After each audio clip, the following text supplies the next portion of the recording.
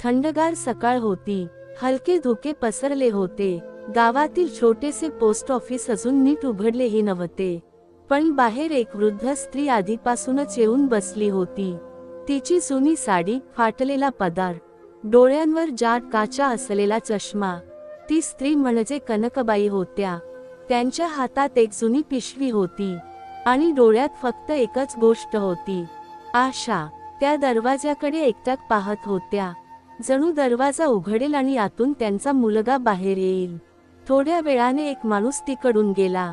कनकबाई लगेच उठल्या, थरथरत त्याच्याजवळ गेल्या. त्याला त्यांनी हात जोडले. बाळा, जरा बघ ना रे, माझ्या मुलाची चिठ्ठी आली असेल. तो माणूस थोडा थांबला.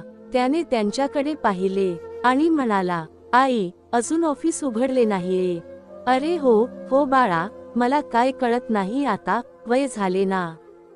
त्या हळूच हसण्याचा प्रयत्न करत म्हणाल्या, पण ते हसू खरे तर वेदनेने भरलेले होते. थोड्या वेळाने पोस्ट ऑफिस उघडले. कर्मचारी एक एक करून आत येऊ लागले. कनकबाई दरवाजाजवळ उभ्या राहिल्या, जणू एखादे लहान मूल आपल्या वडिलांची वाट पाहते. एक कर्मचारी बाहेर आला. आई, काय झाले, रोज येता तुम्ही? कनकबाई लगेच म्हणाल्या, बाळा, माझ्या पियुषची चिठ्ठी आली आहे का? 1 महिना झाला, त्याची काहीच बातमी नाही. कर्मचारी गप्प झाला. त्याच्या चेहऱ्यावर दुःख स्पष्ट दिसत होते. तो आत गेला आणि ड्रॉवर उघडून एक चिठ्ठी हातात घेतली. तीच चिठ्ठी ज्यात लिहिले होते, पियुष आता या जगात नाही. त्याच्या हातात ती चिठ्ठी थरथरत होती. तो बाहेर येणार इतक्यात त्याच्या डोळ्यांसमोर कनकबाईंचा चेहरा आला. ती आशेने भरलेली नजर. तो थांबला. नाही, मी सांगू शकत नाही. तो स्वतःशीच पुटपुटला. त्याने चिठ्ठी परत ठेवली. मग तो बाहेर आला. कनकबाई धावत त्याच्याकडे आल्या. बाळा, काय झाले, आहे ना चिठ्ठी? तो नजर चुकवत म्हणाला, नाही आई, अजून नाही आली. हे ऐकताच कनकबाईंच्या चेहऱ्यावरचे हसू हळूहळू नाहीसे झाले. त्यांच्या डोळ्यात पाणी आले. त्या हळू आवाजात म्हणाल्या, असे कसे होईल बाळा, माझा पियुष असे करणार नाही. तो मला खूप प्रेम करतो. त्या तिथेच जमिनीवर बसल्या आणि पुटपुटू लागल्या. काहीतरी झाले असेल, नक्की झाले असेल, नाहीतर तो मला विसरणार नाही. तिथे उभे असलेले इतर कर्मचारीही सगळे पाहत होते. एकजण म्हणाला, किती दिवस आपण असे खोटे बोलणार? दुसरा म्हणाला, सत्य सांगितले तरीही आई जगणार नाही. तिसरा म्हणाला, कधी कधी खोटे बोलणेही गरजेचे असते. कनकबाई अजूनही तिथेच बसल्या होत्या. त्यांनी आकाशाकडे पाहिले. देवा, माझ्या मुलाला काही होऊ देऊ नकोस, त्याला माझी आठवण येऊ दे. त्यांच्या डोळ्यातून अश्रू ओघळत होते. थोड्या वेळाने एक लहान मुलगा तिथून गेला. त्याच्या हातात आईचा हात होता. कनकबाई त्या मुलाकडे पाहत राहिल्या आणि अचानक त्यांच्या डोळ्यांसमोर भूतकाळ उभा राहिला. लहानसा पियुष, आईचा हात पकडून चालणारा. आई, मला सोडून जाऊ नकोस. अरे वेड्या, आई कधी सोडते का? त्या आठवणीने त्या हसल्या, पण लगेचच रडू लागल्या. संध्याकाळ झाली. सगळे लोक घरी जाऊ लागले. पोस्ट ऑफिस बंद झाले, पण कनकबाई अजूनही तिथेच बसल्या होत्या. एक कर्मचारी बाहेर आला. आई, घरी जा आता, उद्या या. त्या हळू आवाजात म्हणाल्या, हो बाळा, उद्या येते. कदाचित उद्या माझ्या पियुषची चिठ्ठी येईल. त्या हळूहळू उठल्या. त्या काठीचा आधार घेत चालू लागल्या. प्रत्येक पावलागणिक त्यांची आशा कमी होत होती, पण तरीही त्यांच्या मनात एकच गोष्ट होती, माझा मुलगा मला विसरणार नाही. संध्याकाळचे अंधार पडत होते. कनकबाई हळूहळू काठीच्या आधाराने घरी परतत होत्या. रस्त्यावरचे दिवे लागले होते, पण त्यांच्या मनात मात्र अंधारच होता. त्या चालत होत्या, पण त्यांच्या डोळ्यांसमोर सतत एकच चेहरा येत होता, पियुष, त्यांचा मुलगा. घरात पोहोचल्यावर ललिता दारातच उभी होती, हात कमरेवर ठेवून. कोठे गेल्या होतात पुन्हा दिवसभर? ती चिडून म्हणाली.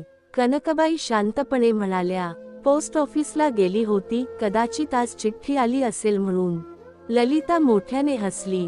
अगं बाई, किती वेळा सांगू, तुझा मुलगा तुला विसरला आहे.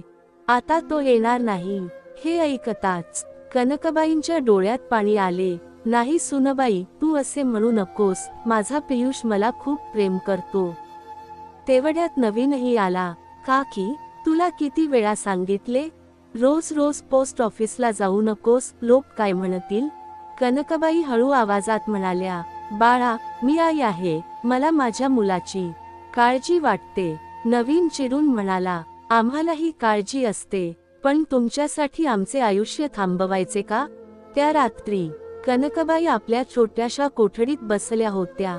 भिंती ओलसर होत्या, छत गळके होते आणि एका कोपऱ्यात त्यांची जुनी खाट. त्या खाटेवर बसून त्यांनी एक जुना डबा उघडला. त्यात काही जुन्या चिठ्ठ्या होत्या, पियुषने पाठवलेल्या. त्या एक एक चिठ्ठी हातात घेत होत्या आणि वाचत होत्या. आई, तू काळजी करू नकोस, मी लवकरच तुला घेऊन जाईन. हे वाचताच त्या हसल्या आणि लगेच रडू लागल्या. त्या रात्री त्या झोपल्या नाहीत, फक्त छताकडे पाहत राहिल्या आणि मनात म्हणत राहिल्या, बाळा, एकदा ये, फक्त एकदा ये. पुढच्या दिवशी सकाळ, कनकबाई अंगणात झाडू मारत होत्या. त्यांचे हात थरथरत होते, पण तरीही त्या काम करत होत्या. ललिता बाहेर आली. काय उपयोग आहे तुमच्या कामाचा, सगळे परत करावे लागते. कनकबाई काही बोलल्या नाहीत. दुपारी नवीन आणि ललिता बसून बोलत होते. ऐक, आता ही बाई आपल्यासाठी ओझे झाली आहे. मग नवीन म्हणाला, हो ललिता, आणि तिचा मुलगाही पैसे पाठवत नाही, आता काय करायचे. नवीन हळू आवाजात म्हणाला, हळूहळू बाहेर काढूया, कोणी काही बोलणार नाही. त्या दिवशी संध्याकाळी ललिता 2 कोरड्या भाकऱ्या घेऊन आली. हे घे आजचे जेवण. कनकबाई म्हणाल्या, थोडी भाजी आहे का सुनबाई. ललिता चिडून म्हणाली, तुझे तर खूपच नखरे आहेत, खायचे असेल तर खा, नाही तर उपाशी रहा. त्या रात्री कनकबाई रडत रडत झोपल्या. त्यांना आता समजायला लागले होते, आता आपले कुणीच नाही. महिन्याचा शेवटचा दिवस होता. कनकबाई दारात बसून वाट पाहत होत्या. तेवढ्यात पोस्टमन पंकज आला. आई, हा तुमचा मनी ऑर्डर. कनकबाईंच्या चेहऱ्यावर आनंद फुलला. माझ्या मुलाशी बोलवशील का बाळा. पंकज थोडा थांबला, पण त्याने मोबाईल काढला, एक नंबर डायल केला. घ्या आई, बोला. कनकबाई फोन कानाला लावून म्हणाल्या, हॅलो पियुष, बाळा कसा आहेस. त्या हसत होत्या, रडत होत्या. मी ठीक आहे बाळा, तू कधी येणार आहेस. फोनच्या दुसऱ्या बाजूला पुनीत होता, पण त्या आईसाठी तोच तिचा मुलगा होता. पंकज दूर उभा राहून सगळे पाहत होता. त्याच्या डोळ्यात पाणी आले होते. पंकज आणि पुनीत रस्त्यावर चालत होते. पुनीत म्हणाला, तू हे सगळे का करतोस. पंकज थांबला आणि म्हणाला, माझी आई नाही राहिली, पण या आईमध्ये मला माझी आई दिसते. तो पुढे म्हणाला, जर मी सत्य सांगितले तर ती जिवंत राहणार नाही, म्हणून मी खोटे बोलतो, पण तिच्या आनंदासाठी.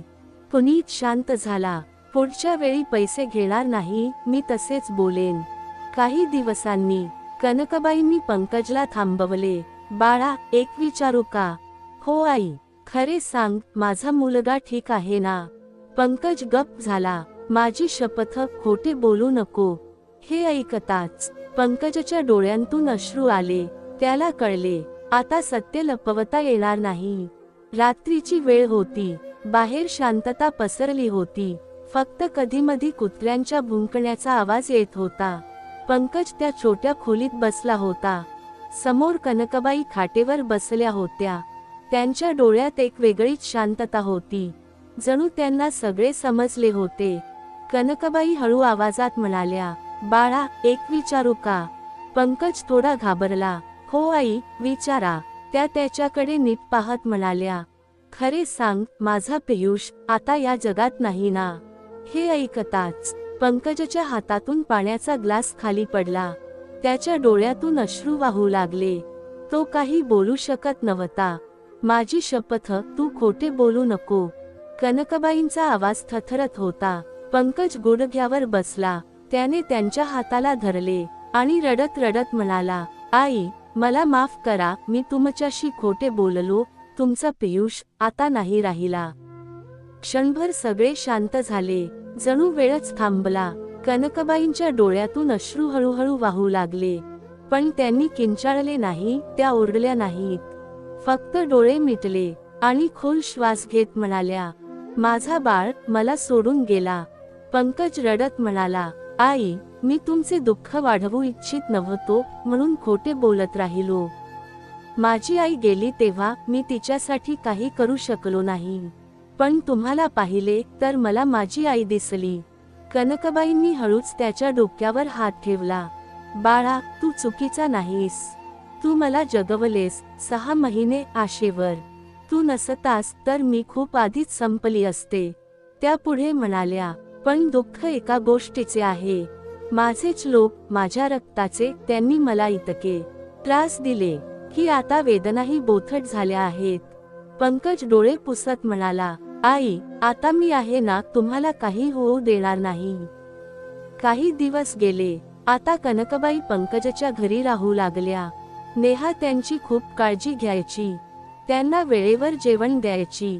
लहान गोलू त्यांच्यासोबत खेळायचा. आजी आजी म्हणून त्यांच्या मांडीवर बसायचा.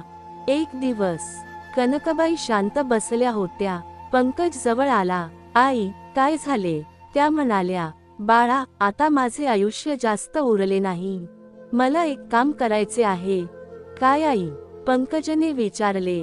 माझी संपत्ती वृद्धाश्रमाला द्यायची आहे.